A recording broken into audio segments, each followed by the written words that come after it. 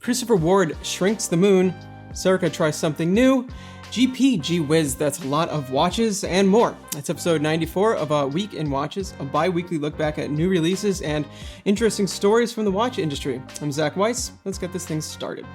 For this week's episode, I set out to put together a fun, quick episode covering some highlights from the last couple of weeks while touching on the GPGH Awards. But I ended up with something different. You see, once I got into this year's GPGH Awards, I had a lot more to say than I realized. And frankly, it was an opportunity to talk about some watches I just haven't had a chance to before. But some releases needed to be covered too. So sit back and get comfortable, because this is going to be a long one. Okay, let's start with some rapid-fire new releases. Christopher Ward has announced a new size for their C1 Moon Phase, a svelte 37mm. The minimal design stays the same as the original 40mm model with a markerless aventurine dial featuring a huge central moon phase with a glowing moon on an aventurine plate. The new size brings it into more typical dress watch territory as well as accommodating smaller wrists. It's priced at $2,350 on a strap and $2,485 USD on a bracelet. Following Studio Underdog's collab with Moser and follow-up Swiss-made Mono Pusher, there was some concern that the brand was leaving their sub-1K roots behind.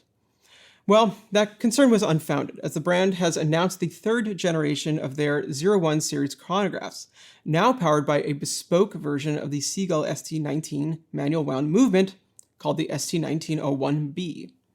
This version features a swan neck regulator allowing for tighter regulation and a black-plated base plate for contrast.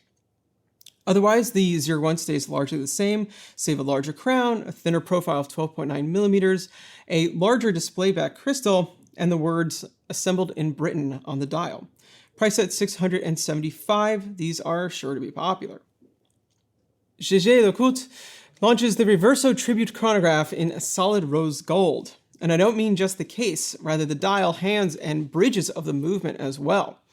The Tribute Chronograph is already an impressive watch, utilizing the reversibility of the Reverso for practical purposes, with time displayed on one side and a chronograph on the other. Now in gold on gold, well, it's something even more special. I particularly like the time side, which has laser-etched horizontal lines on a rose gold base, continuing the Art Deco ornamentation from the case. Hopefully, JLC will use this motif on future time-only models, as this golden treat has a price tag of around $63,000, which, while a ton of money, is actually less than I expected somehow. But maybe I'm just getting jaded to these things. Not maybe, I am. Well, so it goes. Rapid fire over. France's Serica is a rare brand. In their still short existence, they've managed to build from a field watch that, while appealing, didn't quite challenge the status quo, to a refined catalog of well-made and finished timepieces that manage to combine vintage inspiration with uncommon styling to feel like watches that could have been, yet never were. Additionally, they've managed to move up market somewhat, making all of their watches chronometers and featuring some unique details like their incredibly clever ribbed end links. Now, despite their watches always erring on the side of elegant, they have been rooted in military and sports watch concepts. Field watches, 300-meter divers, ceramic bezel GMTs, etc. Well, that's now changed with the introduction of their first dress watch that was, well, designed to be a dress watch, the 1174 Parade, a watch 5 years in the making. And rather than going the typical route with a round or even rectangular case, they went with a shape all their own, the Stadium. Measuring 35mm in width and 41mm in length, the properly dressed size watch features a bezel with a strong form that is straight on the sides and fully rounded on top and bottom, as though they took a circle, cut it in half, separated the halves, and then reconnected them with straight lines. This shape is then echoed in the mid-case, which also flares out slightly by the crown and on the opposite side. The resulting shape is undeniably handsome, mixing the finesse of jewelry with the sophistication of a tailored suit and the strong lines of architecture. Keeping with the compact form, the 1174 measures only 8.6mm thick, despite featuring a Soprod M100 automatic movement and 100 meters of water resistance. This is a detail the brand is particularly proud of, as watches like this, small and irregularly shaped, not to mention categorized as dress, often lack water resistance beyond 30 meters. The formal attire continues to the dial, which is strikingly, though logically different from their previous designs, featuring metallic surfaces in black or brass with sunray brushing and recessed S-curves for a decorative, though minimal ornamentation. Small metallic spheres mark the hours, and leaf-sword hour and minute hands tell the time. There is no seconds hand. The 1174s come on 18mm grained leather straps with custom buckles designed to complement the stadium shape of the case, which is a nice touch. Swiss-made and priced at €1,490, Serica has a compelling offering here for those in this admittedly specific market. Thinking about it, this is a watch that Serica could not have brought out 5 years ago. Not only did it take them those 5 years to refine their knowledge of manufacturing and design to execute this watch to the standard it needed to be, such as achieving that 100 meters of water resistance, but also because the world just wasn't ready. While I don't think we'll ever be in a post-sport watch world, the collections of many have grown swollen with watches that compete for the same function or use. For some, that might not matter. A collection of all dive watches, for example, is exactly what they prefer, but for others, such as me, variety and different experiences are the driver. So the time is right for dressier options, as well as irregular shapes, a trend we're seeing more and more. Yes, it's that time of year again for a little horological pageantry in the form of the Grand Prix de Horlogerie de Genève, more conveniently known as the GPHG. Often referred to as the Oscars of watchmaking, which is a touch misleading as entrants have to pay to participate. It includes 21 awards in various categories, including men's, iconic, ladies' complication, tourbillon, and more. There are also all-encompassing awards, such as the Aiguille d'Or, which is basically best in show. There are 6 nominees per category, except the all-encompassing ones, which have been voted on by the GPHG Academy, of which yours is truly a member. Thank you. Thank you. No watch can be in more than one category, and though a brand can have multiple entries, the winners are then chosen by a jury of industry representatives, ranging from retailers to collectors to media to watchmakers, brand owners, and CEOs. Interestingly, this includes the CEO of whatever brand won the previous year's Aiguille d'Or. This year's awards were, well, much like others. There weren't a ton of surprises per se, but then again, a lot of it just comes down to taste. And certainly, I'm sure there were brands that were both surprised and upset. For a week in watches purposes, I don't plan on going through every category, rather just the ones that I think are most relevant to Worn & Wound's flavor of coverage. The challenge category features watches with retail prices equal to or under 3,000 Swiss francs and can include smartwatches. This year's winner was the Otsuka Lotech No. 6, a rising Japanese independent with industrial instrument-like aesthetics, clever engineering, and a slight air of mystery, at least to me. The No. 6 is a remarkable watch that features retrograde hours and minutes with an offset axis, as well as active seconds and date, which is achieved through an in-house developed module paired with a Miyota 9015. Very, very cool. The No. 6 beat out Beau Bleu, Furlan Marie, Christopher Ward, Space One, and Colloquium. I think the biggest upset here is Space One, as their Tellurium is also an incredible watch. But regardless, the Otsuka Lotech was a deserved winner, so a big congrats to them. Next up is the Petite Aiguille, or Little Needle Award, which is one price bracket up from Challenge, covering 3,000 to 10,000 Swiss francs. This year, it went to Kudoki for the Kudoki 3. The eponymous brand of German watchmaker Stefan Kudoki, the 3 is part of his Handwerk series, which features in-house movements, neoclassical style, and a focus on hand finishing. This third model uses a clever display of the hours with an index printed on 3 stacked 120-degree arcs. Each arc features 4 hours, and as the hand passes the edge of the arc, a new hour hand takes over with the correct length to reach the following arc, meaning the hour hand is really 3 hour hands of differing lengths connected at the central axis, which is hidden under a floating dial plate. The Kudoki 3 beat Amida, Christian van der Klauw, Frederic Constant, Furlan Marie, and Tudor for the award. Certainly the most hand-finished and elegant watch of the group, I'd say the Furlan Marie was likely a close contender, as their entry was their yet-to-be-released perpetual calendar, which is under embargo yet on full display on the GPHG's website, so whatever. Moving on. The sports category is defined as watches linked to the world of sports whose functions, materials, and design are suited to physical exercise. Sounds good. This year's winner was none other than Ming and the 37.09 Bluefin Diver. I'm fairly certain I covered the launch of this watch several episodes back, but to go over it again, it's Ming's second diver and first with dual crowns. Notably, the 38 by 12.8 millimeter steel case manages to have a 600 meter water resistance, and rather than an inner rotating bezel, the dial surface rotates under floating loomed indices. Ming overtook IWC, Parmigiani, Singer, Tudor, and Zenith, which is a solid set of heavyweights, giving this win perhaps a little more significance for an indie.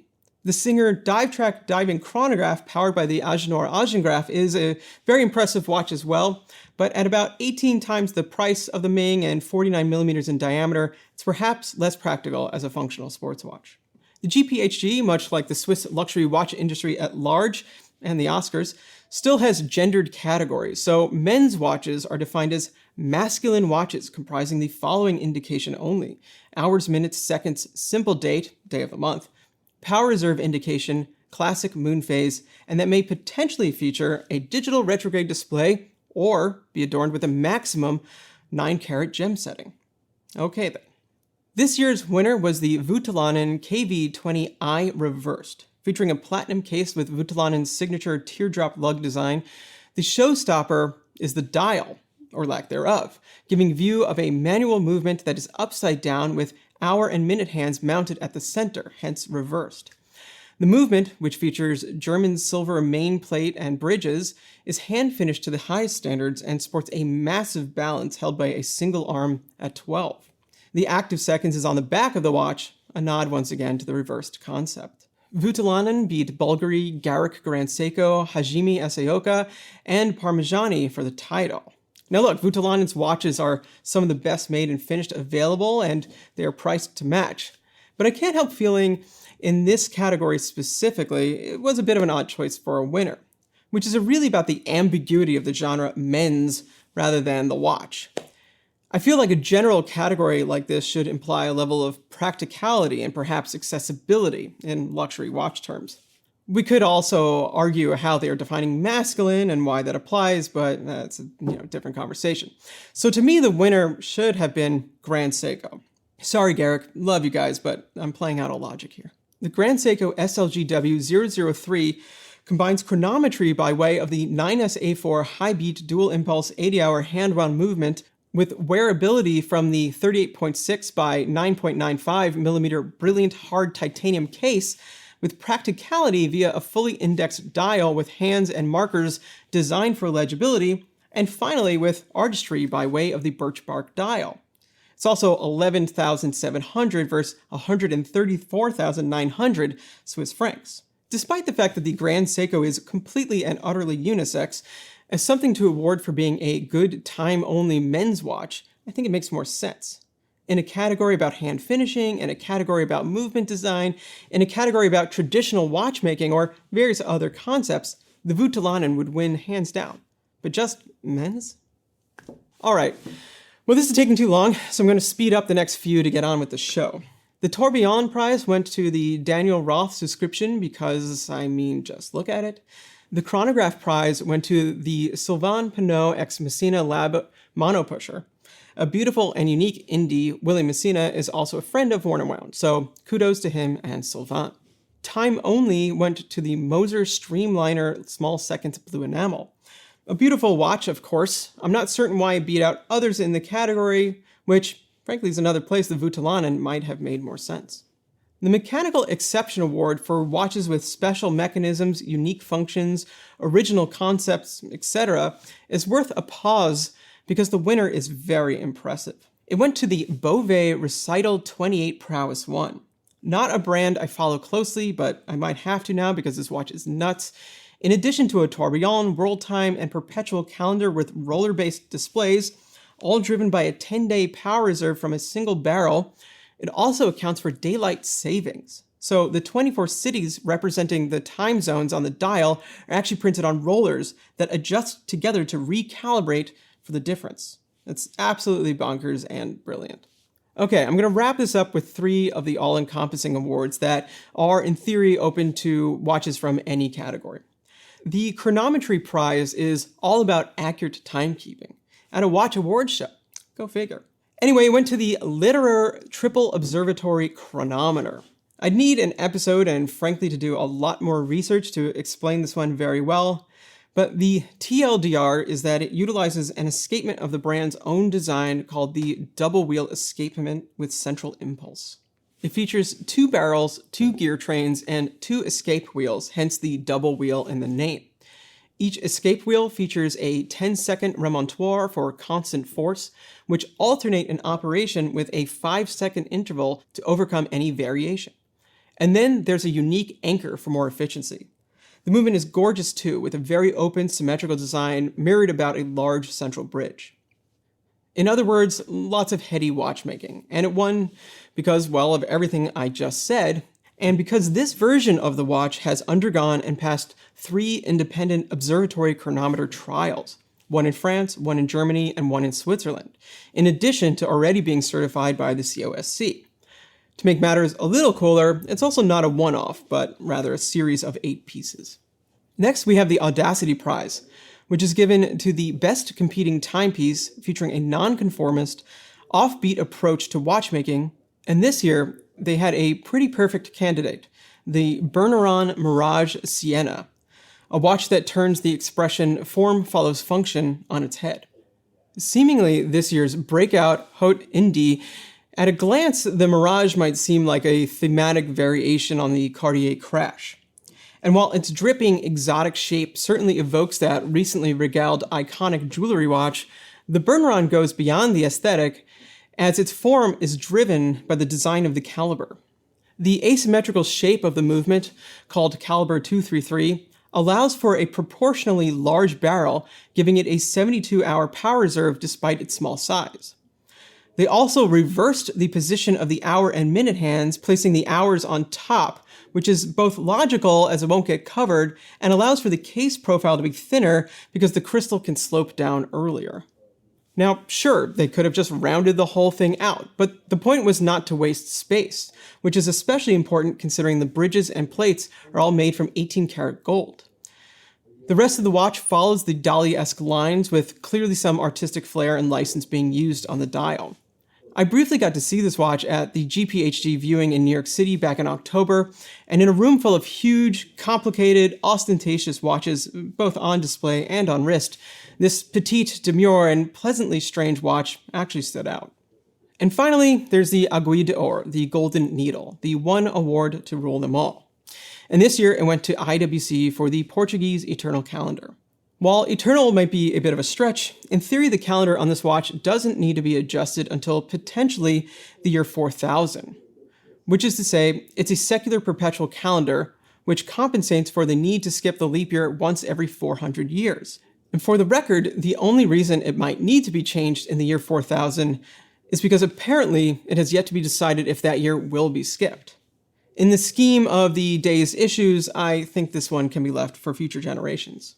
Anyway, while very rare, secular perpetual calendars are not unheard of, first being introduced in 1996 by Anderson Genève, and recently being brought back to attention by Furlan Marie for last year's Only Watch auction.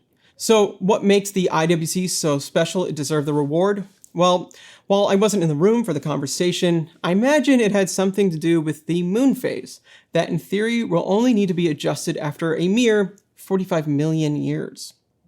So yeah, I guess the year 4000 might be sooner than it seems in comparison. Pretty impressive stuff. It's neat looking too, with a white dial and a lot of glass, including a huge domed crystal similar to the Carrera glass box, and transparent subdials for a futuristic city-esque appeal. Cased in 44.4 millimeters of platinum for all of eternity, it's priced at 150,000 Swiss francs, which I imagine will sound like a bargain in 45 million years. And that's it for episode 94 of A Week in Watches. Thanks for watching. If you enjoyed the show, or even if you didn't, please like and subscribe. It helps us get out the good watch word, and I'll see you next time.